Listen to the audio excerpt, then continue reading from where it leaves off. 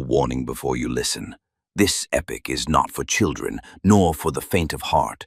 We retell the ancient Greek myths as they were born, unfiltered, unsoftened. Scenes of violence, curses, betrayals, and a hunger for power that shows no mercy. Given the many conflicting versions of the Titan War, the events have been rebuilt to complete the missing pieces. Here, we tell the myth as it was meant to be told. Sources and references are listed in the episode description. Chapter 54. From the War of the Titans, Clash of Weapons, and the Fall of Time. Eagles do not soar in vain, when the final banner was set ablaze.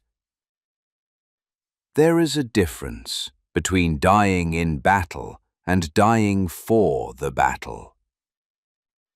A gust of wind howled through the frozen skies, but it wasn't wind.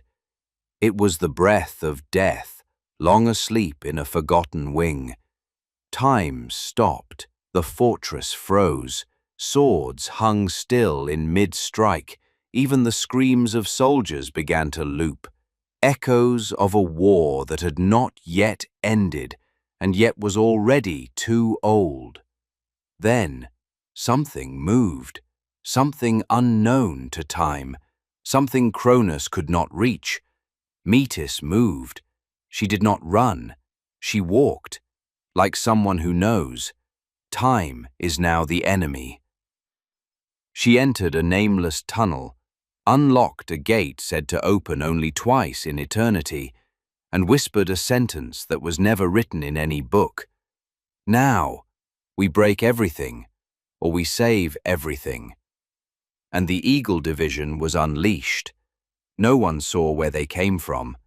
No one saw how they fell from the sky. But when they descended, the wind cracked, the light split, and the silence became louder than war. These were no wings of birds. These were weapons you could not see, only smell, like something burning before it strikes. Their numbers were unknown, but it was said that when they landed, the entire fortress shook. Erebus turned. Coeus paused. Even Hades stared, as if something older than himself had returned. And then, Hestia. She emerged from the smoke, her hair glowing like fire, begging her forgiveness. She spoke, calm but cutting like a blade. We will not return to the belly of the tyrant. We will not die here, in silence. Hera shouted from the other side, "This is not the end. It is the beginning of vengeance for all who were broken in the womb of time." And they charged together. Hestia made the earth erupt beneath her feet. Hera hurled lightning, not divine justice, but the raw fury of a woman wronged by history itself. And the eagles?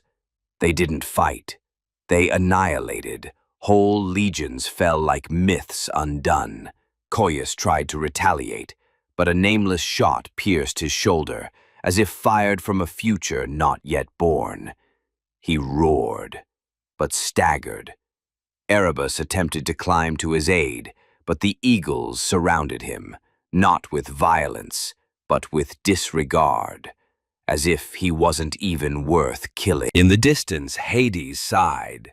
He looked to Hera, then to Hestia, then to the eagles, and said, "If this is what remains of fire, then let them all burn."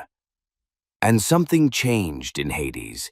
He wrapped his body in shadow, not as a retreat, but as a ritual, as if the blood he'd spilled were sigils, as if the wounds were keys, as if temporary defeat was the door to a beast never unleashed before.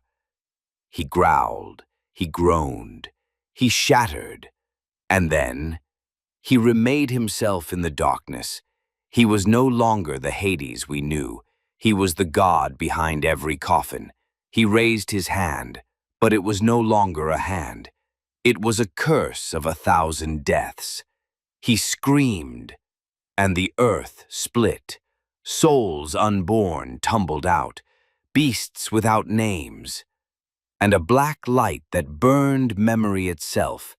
He released his power, a force unseen in the First War, unimagined in the Titanomachy. Everything before him dissolved.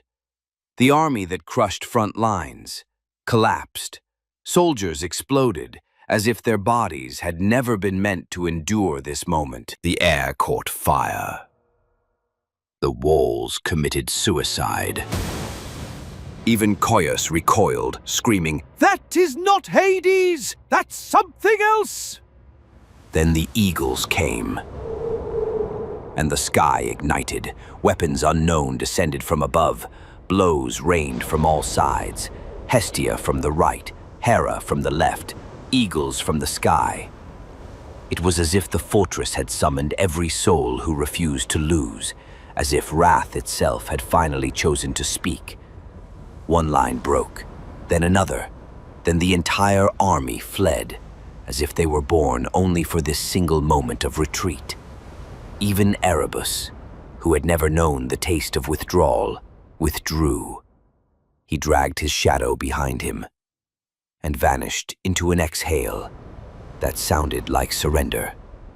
And so, the fortress was freed, not because they defended it, but because Hades had become a god even his name feared to say aloud, and because eagles are never sent in vain, and to anyone who believes this is the end, remember, those who fled today will return, but at a cost far greater, because after this day, only the great shall remain.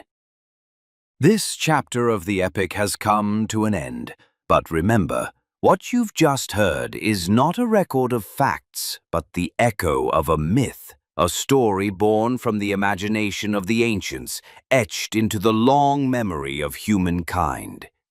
If this tale stirred something in you, if it opened a door to reflection or wonder, don't forget to support the channel and share the journey with those you love.